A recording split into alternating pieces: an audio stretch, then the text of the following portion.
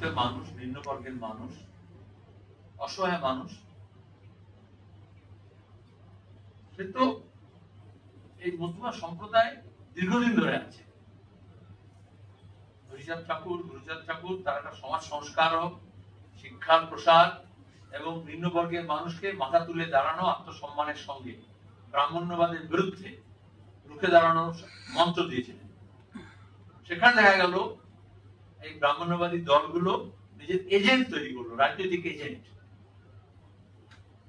আর তারপরে ওদেরকে আবার বোর্ডের মতো ব্যবহার করার চেষ্টা করা হচ্ছে। তাদের জীবন জীবিকার নিশ্চয়তা নেই, বাসস্থানের নিশ্চয়তা নেই, নাগরিকতার নিশ্চয়তা নেই। আর সেখানে এ বলছে আমার শরণে এসো, আমি তোমাকে বাঁচাবো, ও বলছে আমার শরণে এসো, আমি বাঁচাবো।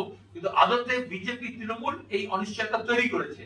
এর আগে যখন বামফ্রন্ট সরকার ছিল তখন তো এসব প্রশ্ন কোনো আসতো না, তখন তারা ছিলেন। আর একদিকে বলছে বিদেশি তাড়াবো, বিজেপি বলছে। নরেন্দ্র মোদী যখন 2014 নির্বাচনে গিয়েছিলেন, নিম্ন আসামে গিয়ে বলেছিলেন যারা ওই পার থেকে এসছে তাদের সবাইকে নাগরিকতা দেব।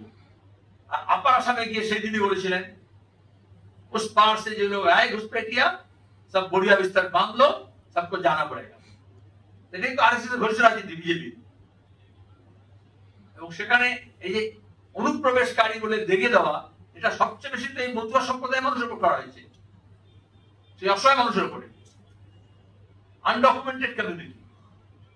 তাহলে প্রথমে তাদেরকে নিরাপত্তাহীনতায় ঢুকিয়ে দাও, আর তারপরে বলো আমরা একটা কার্ড দিচ্ছি, এই কার্ড দেখে তুই বাঁচবে। মহারাষ্ট্রে অ্যারেস্ট হয়েছে যারা, জেলে আছে যারা, তারা ওই কার্ড নিয়েছিল, আর এখনো লক্ষ লক্ষ কার্ড বিলি করার নাম করে ঝগড়া হচ্ছে। আমরা বলবো ওই কোনো কার্ড সুরক্ষা দেবে না। এখানকার মানুষের অধিকার রক্ষা করার জন্য আলাদা আলাদা কোপে ভাগ করলে চলবে না। সব মানুষকে একটা হয়ে নিজের অধিকার, বেঁচে থাকার অধিকার, ভোট দেওয়ার অধিকার, নাগরিক সুখ সুবিধা পাওয়ার অধিকার, তার জন্য একযোগে লড়াই।